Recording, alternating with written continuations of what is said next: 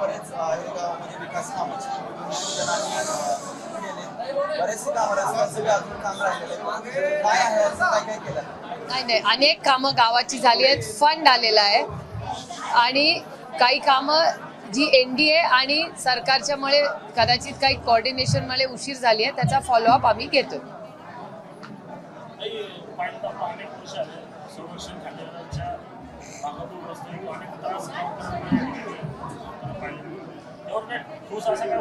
PMRD एक नवीन रस्ता करते, त्याचं डिझाईन केलेलं आहे, त्याचा निधी आलेला आहे, पहिला मुद्दा. आणि दुसरा NDAचे नियम कायदे हे खूप स्ट्रिक्ट असतात, कारण नॅशनल सिक्युरिटीचा इश्यू आहे. त्याच्यामुळे त्याच्यामध्ये हस्तक्षेप करणं योग्य नाही. त्याच्यामुळे त्यातल्या त्यात आम्ही NDAच्यामुळे सातत्याने डायलॉग देऊन मार्ग काढायचा प्रेमाने आदराने करत असतो. काल मराठा आरक्षण ज्या पद्धतीने शरद पवारांवर टीका केली, त्यांच्याकडे हेडलाईन करायला त्यांना शरद पवारच लागतात. आणि आता इतके 10 वर्ष झालं त्यांचं सरकार केंद्रापासून दिल्लीपर्यंत आहे. आता 10 वर्ष त्यांचं सरकार गल्लीपासून दिल्लीपर्यंत आहे, तरी त्यांना टीकेला शरद पवारच लागतात.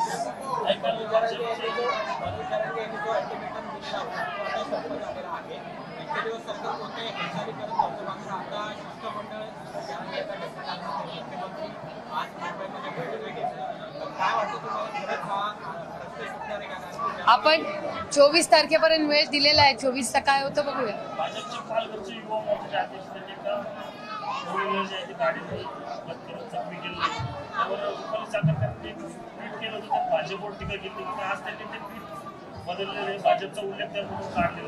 मला माहिती नाही, मी वाचलेलं नाही. तुम्ही आता जो संसदेतला विषय सांगितला की 2 मुलं घुसली होती बेरोजगारी संदर्भात, काय नेमकं तिथं घडलं होतं आणि काय जी घटना संसदेत झाली अतिशय दुर्दैवी आहे. सिरियस सिक्युरिटी ब्रीच आहे आणि माननीय स्पीकर साहेबांनी त्याची मीटिंगही बोलवली आहे. आणि आज आम्हाला एक पत्रही आलेलं आहे, जे आता डाउनलोड झालं नाही माझ्याकडे, त्याच्यामुळे ते मी वाचीन आता काय पत्र लिहिलंय. पण मला असं वाटतं कुठेही म्हणजे पार्लमेंटमध्ये आम्ही बसतो म्हणून नाही, पण या देशाचे प्रधानमंत्री, व्हाईस प्रेसिडेंट हेही त्याच वास्तूमध्ये बसतात. आणि अनेक सिक्युरिटी गार्ड्स असतात तिथे, काम करणारे प्रेसमधले लोक असतात. तर कुठल्याही वास्तूमध्ये सिक्युरिटी ही असलीच पाहिजे, आमचीच फक्त नाही सगळ्यांची. आणि ज्या पद्धतीने तो अटॅक त्या दिवशी झाला, आमच्या ध्यानीमनीच नव्हता. आम्हाला असं वाटलं की कोणीतरी चुकून पडलंय, पण नंतर कळलं की तो अटॅक होता. आणि ज्या बेरोजगारीबद्दल ती मुलं अतिशय म्हणजे पोट तिडकीने बोलत होती, हे आता हळूहळू कळते. पण नक्की कोण मुलं होती काय ते आता हळूहळू कळायला लागलंय. आणि त्यांची जी घटना झाली ही अस्वस्थतेमुळे झाली, हे आता आपल्याला दिसतं.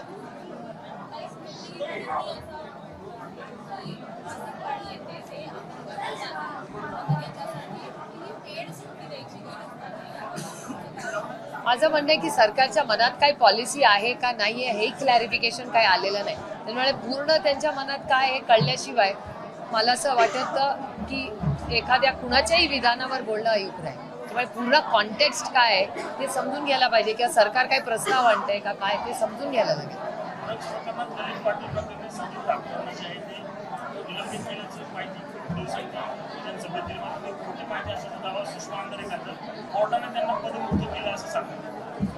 माझं म्हणणं आहे हा ड्रग्स मध्ये कम्प्लीट फेलियर आहे महाराष्ट्र सरकारचं.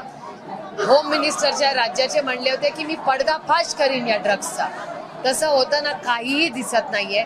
ज्या पद्धतीने नाशिकमध्ये आम्ही ऍक्शन आम्हाला वाटत होतं होईल, आणि आम्ही राजकारण बाजूला ठेवू, देवेंद्रजींना मी विनंती केली होती की सगळं राजकारण एका बाजूला ठेवू, पण ड्रग्सच्या विरोधात आपण सगळे पूर्ण ताकदीने एक सामाजिक प्रश्न म्हणून लढला पाहिजे.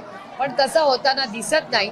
काही महत्वाचे असतील किंवा आरोप प्रत्यारोपाबद्दल क्लॅरिफिकेशन काहीच सरकारकडून आलेलं नाही. त्याच्यामुळे या ड्रग्समध्ये नक्की कोण आहे काय आहे ह्याच्यात कुठलीही स्पष्टता येत नाही. आणि सरकार या विषयामध्ये सिरियस नाहीये हे त्यांच्या गेल्या महिन्याभराच्या वागण्यामध्ये दिसते. आणि काही नाही तर ड्रग्सच्या लोकांना मदतच या सरकारने केलेली दिसते.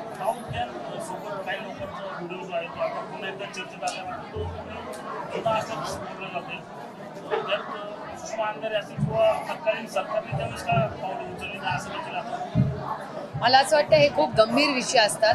या देशामध्ये राज्यामध्ये होम मिनिस्ट्री आहे, त्या होम मिनिस्ट्रीने याच्यावर बोललं पाहिजे ना. होम मिनिस्ट्री आहे कशाला? जर आपण हे सगळं जर टीव्हीवरच बघणार असलो तर होम मिनिस्ट्रीची जबाबदारी काय?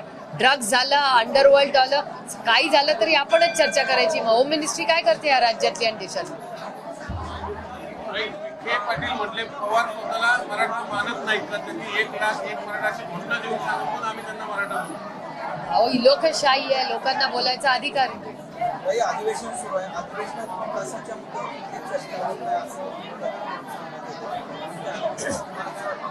महाराष्ट्र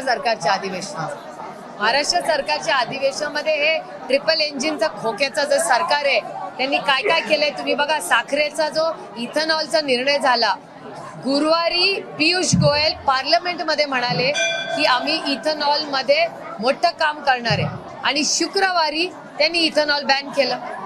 म्हणजे यू टर्न केला की नाही? आणि असे अनेक निर्णय शेतकऱ्यांच्या विरोधात, मग कांदा असेल, साखर असेल, धान असेल, सोयाबीन असेल, किती तुम्हाला उदाहरणं देऊ ज्याच्यात कन्सिस्टंटली इनकन्सिस्टंट.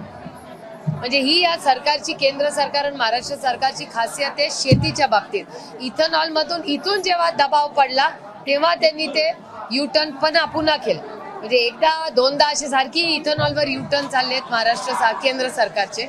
आणि कांद्याच्या बाबतीत अतिशय उदासीन आणि कष्ट करणाऱ्या शेतकऱ्याचा कंबरड मोडण्याचं पाप कोण करत असेल तर महाराष्ट्रात केंद्र सरकार करते. कारण का कांद्याच्या लोकांना न्याय मिळत नाहीये. कांद्याचा शेतकरी हा कोण आहे? जो अल्प उदारक आहे, जो कमी शेतीमध्ये, कमी पाण्यामध्ये जो शेती करतो, तो कांद्याचा शेतकरी. आता त्याला ज्या पद्धतीने टॅक्स लावलाय, निर्यात बंद केली आहे, ह्याच्यात पूर्णपणे त्यांचं कंबरड मोडण्याचं पाप हे सरकार करते.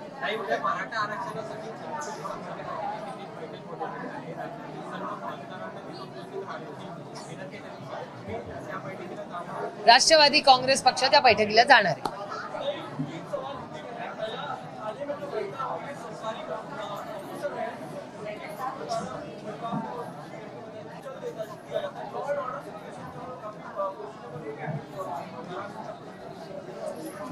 ये बहुत सीरियस मामला है और मेरे ख्याल से उसकी जांच होनी चाहिए.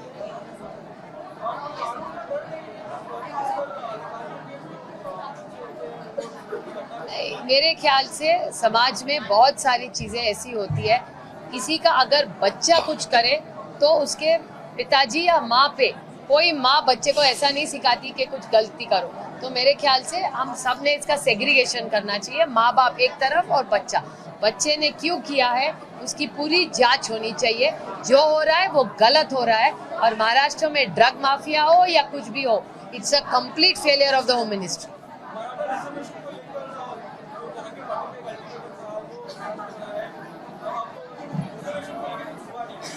नहीं, मेरे ख्याल से उनकी डेडलाइन 25 तारीख या 24 तारीख तक है, तो 24 तारीख तक रुकते हैं, देखते हैं महाराष्ट्र सरकार क्या करती है.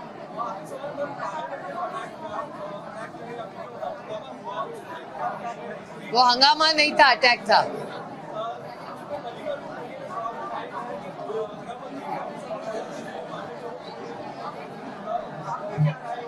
नहीं, मेरे ख्याल से बहुत चिंताजनक परिस्थिति है. जिस तरह से हुआ था, मैं खुद पार्लियामेंट में थी जब ये सब हुआ, तो मेरे ख्याल से इसकी पूरी इंक्वायरी होनी चाहिए.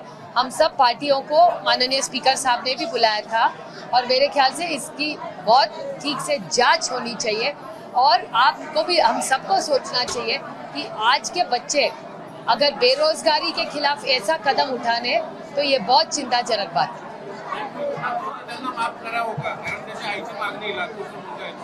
मला असं वाटतं काय परिस्थितीत घटना झाली याची पूर्ण पहिली पारदर्शक इन्क्वायरी झाली पाहिजे.